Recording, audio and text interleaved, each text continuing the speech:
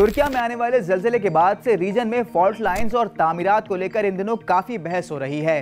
पाकिस्तान का सबसे बड़ा शहर कराची भी कुछ फॉल्ट लाइंस पर बसा हुआ है, लेकिन ऐसा माना जाता है कि ये फॉल्ट लाइंस गैर एक्टिव हैं। लेकिन अब यूनिवर्सिटी ऑफ ह्यूस्टन की एक रिसर्च में ये बात सामने आई है कि कराची में एक फॉल्ट लाइन एक्टिव है। ये फॉल्ट लाइन कहाँ है और ये कब से फाल है और इससे क्या खतरात हैं, ये बात जानने के लिए हमने राब्ता किया है रिसर्च पेपर के ऑथर उस्मान तिर्मिजी से। उस्मान, सबसे पहले डॉन को टाइम देने के लिए शुक्रिया।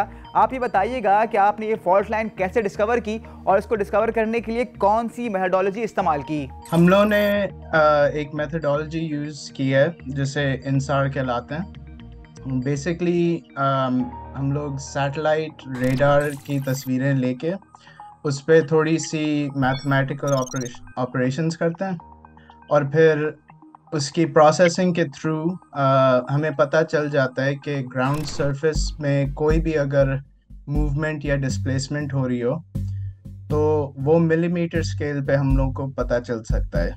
और ये फॉल्ट जो है इस पे अनफॉर्चुनेटली ज़्यादा रिसर्च नहीं हुआ है। हमें ये फिक्र है कि हमारे रिसर्च के हिसाब से जो एविडेंस मिली है हमें, ये फॉल्ट जो है वो करंटली एक्टिव है और इसकी वजह से काफ़ी ख़तरा है शहर को, क्योंकि हमारे पास ज़्यादा इंफॉर्मेशन नहीं है कि इस पे इसकी स्ट्रेन एक्यूमुलेशन रेट क्या है, रप्चर कब हो सकता है इस पे।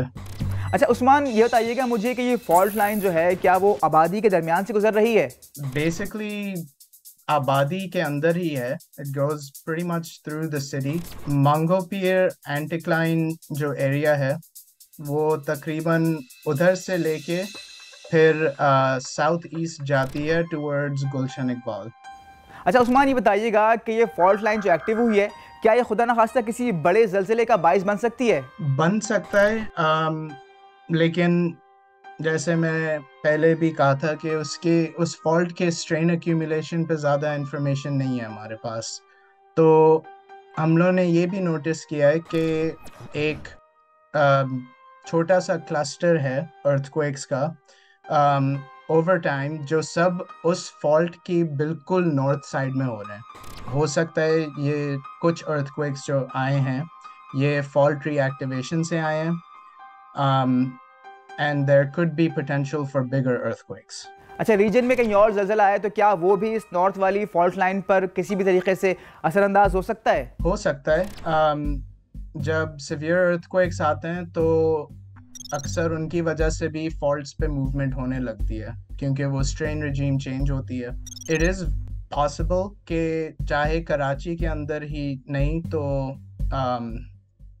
उस एरिया में अगर कोई बड़ा अर्थक्वेक आए तो it has the potential to aggravate the deformation on the fault. Usman, आपने अपने पेपर में सबसाइडेंस का जिक्र किया है। हमारे नाज़रीन को बताइएगा कि सबसाइडेंस क्या है और इसकी वजूहात क्या हो सकती हैं? तो सबसाइडेंस बेसिकली इज जब ज़मीन सिंक होती है या बैठती है, और यूजुअली ये होता है क्योंकि ज़मीन के अंदर नीचे वाली लेयर्स जो हैं वो कंप्रेस होने लगती हैं। सबसाइडेंस के कई एक कॉजेज़ होते हैं और हम लोगों ने अपने पेपर में भी इसके ऊपर थोड़ा सा एक्सप्लोरेशन किया था, लेकिन ज़्यादातर जो हम लोगों ने देखा है, सिर्फ कराची में भी नहीं लेकिन दुनिया में और शहरों में भी, ज़्यादातर सबसाइडेंस जो शहरों में होती है वो ग्राउंड वाटर एक्सट्रैक्शन की वजह से होती है। कराची में ये प्रॉब्लम है कि वहाँ पे कोई सेंट्रलाइज्ड डेटाबेस नहीं है कि ग्राउंड वाटर वेल्स कितनी है, कहाँ कहाँ है। और यूजुअली जब छोटे से एरिया में बहुत सारी वेल्स डेंसली पैक्ड होती हैं, उन जगहों पे सबसाइडेंस ज़्यादा नज़र आने लगती है। तो इसकी वजह से अब एक और ख़तरा है कि सबसाइडेंस की वजह से जो इनएक्टिव फॉल्ट्स होती हैं वो रीएक्टिवेट हो सकती हैं, क्योंकि ज़मीन के स्ट्रेस रेजीम्स जो होते हैं वो चेंज हो जाते हैं।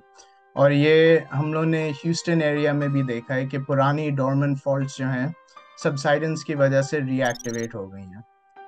तो it's sort of a double problem कि one problem makes the other worse, और वाइस वर्सा। कराची में जो सबसाइडेंस है, क्या वो सिर्फ इसी फॉल्ट लाइन के आसपास है या और भी कहीं देखने में आ रही है? हम लोगों ने जो नोटिस किया है, सबसाइडेंस के हॉटस्पॉट्स हैं कराची में। मेन एरियाज जो हम लोगों ने देखे हैं वो कोरंगी का एरिया है, डिफेंस का एरिया है, और नॉर्थ कराची में भी एक हॉटस्पॉट है। सबसे इम्पोर्टेंट हॉटस्पॉट्स मिले हैं हमें, वो वाले तकरीबन up to 2 centimetres per year sink हो रहे हैं। सबसाइडेंस से फॉल्ट तो एक्टिव हो सकता है, लेकिन फॉल्ट एक्टिव होने के साथ साथ और क्या नुकसान हो सकते हैं इससे? बिग पिक्चर में देखें तो जब लैंड सिंक होता है, उसके जो एजेस हैं जहाँ पे सबसे ज़्यादा ग्रेडियंट है going from stable to subsiding, उन जगहों पे इंफ्रास्ट्रक्चर को काफ़ी ख़तरा होता है। बिल्डिंग्स में क्रैक्स पड़ सकती हैं, रोड्स, पाइप सिस्टम्स टूट सकते हैं, क्योंकि आपकी फिर ग्राउंड लेवल चेंज हो रही है लेकिन पूरी नहीं हो रही है। आपकी एक एरिया में स्टेबल है, दूसरी में सिंक हो रही है, तो इसकी वजह से फिर डिफरेंशियल स्ट्रेस पड़ता है इंफ्रास्ट्रक्चर पे और ख़तरा फिर इसी से आता है।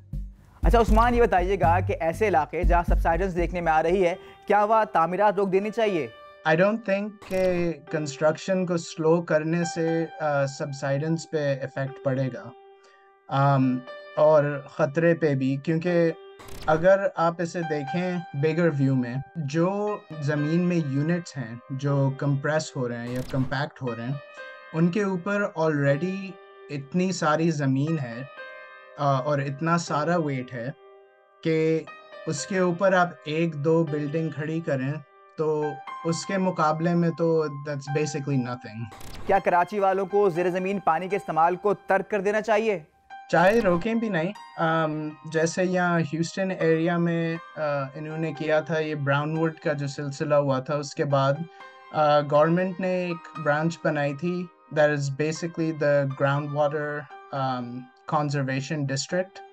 तो वो ये करते हैं कि वो लिमिट लगा देते हैं कि आप प्रेफर्ड है कि आप सरफेस वाटर यूज़ करें, लेकिन अगर मजबूरी है ग्राउंड वाटर की तो इतने से ज़्यादा पानी आप नहीं निकाल सकते, और अगर निकालें तो फिर फ़ाइन देना पड़ता है।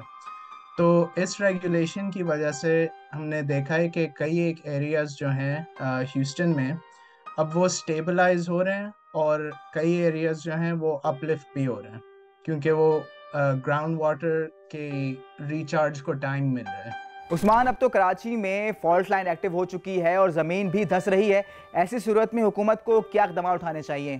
First thing that should be done is इस फॉल्ट के ऊपर थोड़ा और इन डेप्थ रिसर्च होना चाहिए। फॉर एग्ज़ाम्पल, हालांकि मैंने ख़ुद नहीं किया है, लेकिन मैंने कई एक पेपर्स पढ़े हैं जहाँ पे वो फॉल्ट्स की एक्यूमुलेशन रेट्स कैलकुलेट करते हैं और उसकी एक्यूमुलेशन पोटेंशियल भी कैलकुलेट करते हैं।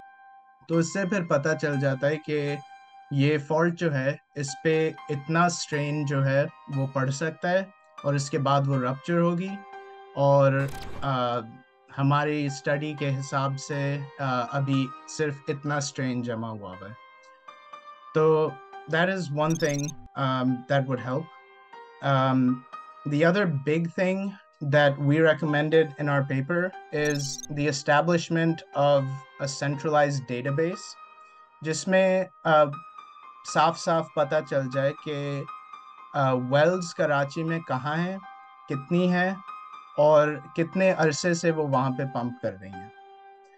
और इसके अलावा सब सरफेस साइज्मिक का भी काफ़ी फ़ायदा हो सकता है कि उससे हमें फिर ज़मीन के अंदर की पिक्चर मिल जाती है कि स्ट्रक्चर्स क्या हैं, सिचुएशन क्या है अंदर।